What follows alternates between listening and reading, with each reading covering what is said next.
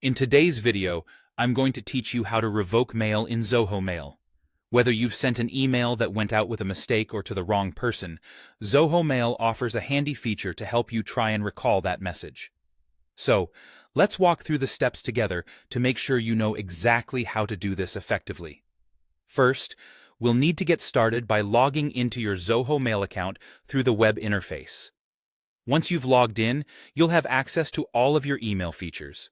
It's always a good idea to double-check that you're on the correct account, especially if you manage multiple email addresses.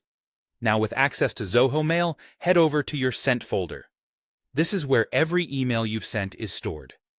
Browsing through these emails, you'll want to locate the specific email you wish to recall.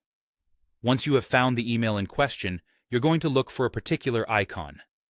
This icon is called the Mail Delivery Status, or MDS for short.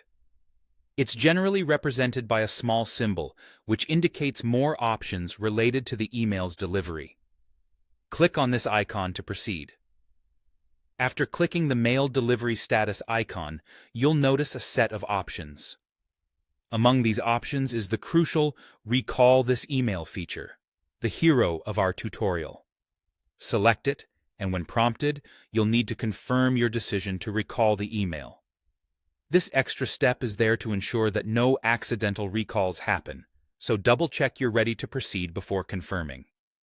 Once you've confirmed, Zoho Mail will take it from here. They will attempt to revoke the email from the recipient's inbox, and it's here where patience is a virtue. You might be anxious to know how successful the process was, and Zoho provides transparent feedback regarding this attempt. You will receive a notification informing you whether the recall was complete, partial, or failed. A complete recall means that the email was successfully pulled back without any traces. A partial recall indicates some instances of the email might still be out there with certain recipients, whereas a failed recall means that Zoho couldn't retrieve the email at all. While the recall feature is a valuable tool, keep in mind that it might not work under every circumstance, especially if the email has been opened already. And there you have it.